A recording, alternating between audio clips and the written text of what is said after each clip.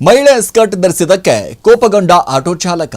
ಹೆಣ್ಣು ಮಕ್ಕಳಿಗೆ ಬೆಂಗಳೂರು ಎಷ್ಟರ ಮಟ್ಟಿಗೆ ಸೇಫ್ ಎನ್ನುವ ಪ್ರಶ್ನೆ ಸಹಜವಾಗಿ ಇದೀಗ ಮೂಡುವಂತಹ ಘಟನೆಗಳು ಆಗಾಗ ನಡೀತಾನೆ ಇರುತ್ತೆ. ನೋಡಿ, ಕೆಲವೊಮ್ಮೆ ಆಟೋ ಟ್ಯಾಕ್ಸಿ ಚಾಲಕರು ಸೇರಿದಂತೆ ಪುಂಡು ಪೋಖರಿಗಳು ಹೆಣ್ಣು ಮಕ್ಕಳ ಜೊತೆ ಅಹಿತಕರವಾಗಿ ವರ್ತಿಸುವುದು ನಾವು ಸಹಜವಾಗಿ ನೋಡ್ತೀವಿ.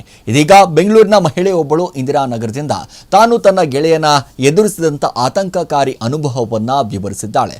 ತಾನು ಧರಿಸಿದ ಉಡುಪುವನ್ನ ಪ್ರಶ್ನಿಸಿ ಆಟೋ ಚಾಲಕ ತನ್ನ ಮೇಲೆ ಅತ್ಯಾಚಾರ ಮಾಡುವುದಾಗಿ ಬೆದರಿಕೆ ಕೂಡ ಹಾಕಿದ್ದಾನೆ ಅಂತ ಹೇಳಿಕೊಂಡಿದ್ದಾಳೆ.